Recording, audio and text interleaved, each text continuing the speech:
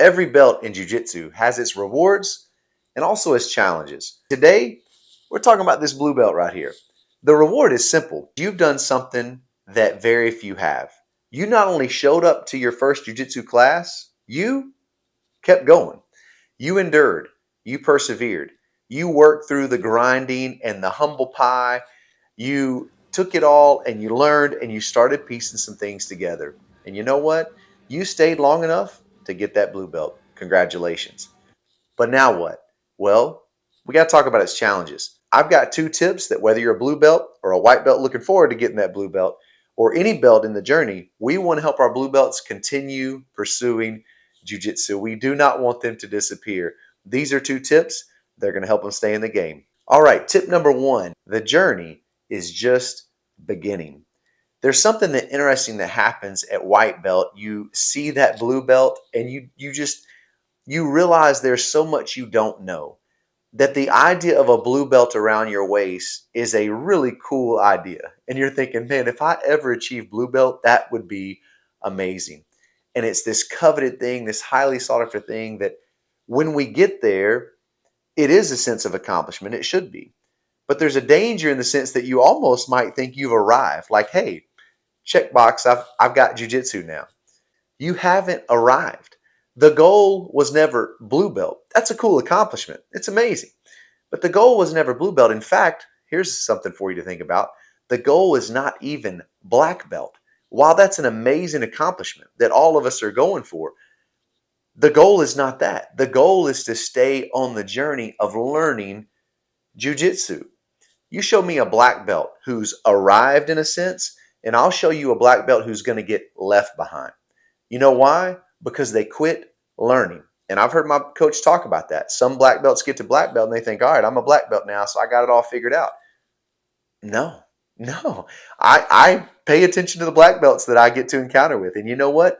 The best ones get so excited to learn new things. You know why? Because they've embraced that the journey is still going for them. And so at blue belt, you have to remember that.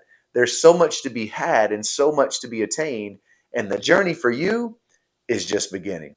All right, tip number 2, it is okay to not know stuff.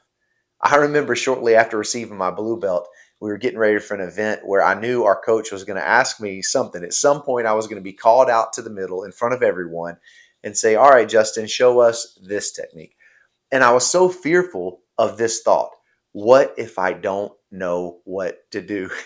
So I remember thinking that, and I remember a brown belt by the name of Jeff. He was such a key part of my jiu-jitsu journey early on. And he told me one day at class, he said, hey, you know what you know, and you don't know what you don't know. Now, that sounds pretty simple, but it's pretty fascinating if you stop and think about it.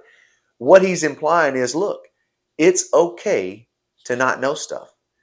And I really appreciated that. That was very freeing for me. The truth is, at blue belt, you figured a lot of things out. But here's the catch.